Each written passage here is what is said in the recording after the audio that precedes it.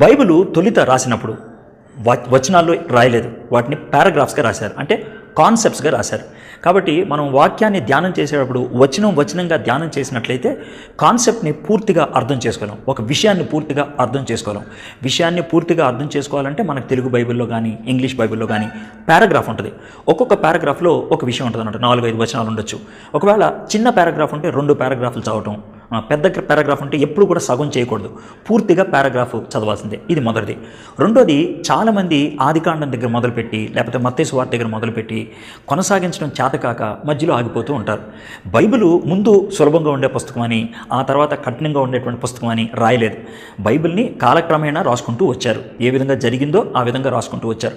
కాబట్టి ముందు మనం ప్రాథమికంగా విశ్వాస జీవితానికి అవసరమైనటువంటి పుస్తకాలు చదువుకున్నట్లయితే మనం బైబిల్లోకి ప్రవేశించగలుగుతాం. ఆ తర్వాత మిగిలిన పుస్తకాలు ధ్యానం చేయాలి.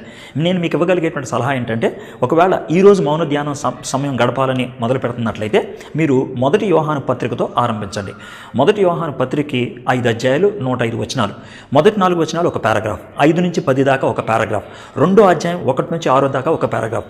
ఈ విధంగా పారాగ్రాఫ్లుగా మీరు చదువుకుంటూ వెళ్ళినట్లయితే బాగా అర్థమవుతుంది. 1 యోహాను పత్రిక విశ్వాస జీవితంలో తంటాలు పడుతున్నటువంటి విశ్వాసులకు లేకపోతే క్రైస్తవులకి యోహాను భక్తుడు రాసినటువంటి పాఠం.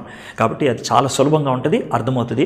దాంట్లో ప్రవేశించిన తర్వాత మిగిలిన పుస్తకాలు మనం ధ్యానం చేయొచ్చు. 1 యోహాను పత్రిక అయిన తర్వాత మార్కు సువార్త ధ్యానం చేస్తే బాగుంటుంది అనమాట. యేసు ప్రభు గురించి క్షుణ్ణంగా ఒకసారి పరిశీలించడానికి వీలవుతుంది. సరే, ఈ విధంగా మనం నేర్చుకున్న తర్వాత అసలు వాక్యాన్ని ఏ విధంగా మౌనంగా ధ్యానం చేయాలి, దానికి మీకు ఒక వచనాన్ని ఉదాహరణగా తీసుకుంటాను. మనందరికీ తెలిసినటువంటి వాక్య భాగం యోహాను సువార్త 3వ అధ్యాయం 16వ వచనం. కాగా దేవుడు లోకాన్ని ఎంతో ప్రేమించి తన కుమారుణ్ణి ఈ లోకంలోకి పంపించాడు, తన యందు విశ్వాసం ఉంచి ప్రతివాడు నశింపక నిత్యజీవం పొందినట్లు అనుగ్రహించాడు. ఇది మనందరికీ తెలిసినటువంటి వచనం. ఈ వచనాన్ని మనం ధ్యానం చేస్తూ ఉన్నాం అనుకోండి. ఆ విధంగా ధ్యానం చేస్తూ ఉన్నప్పుడు మనం ఒక విద్యార్థిలాగా తయారవ్వాలన్నమాట.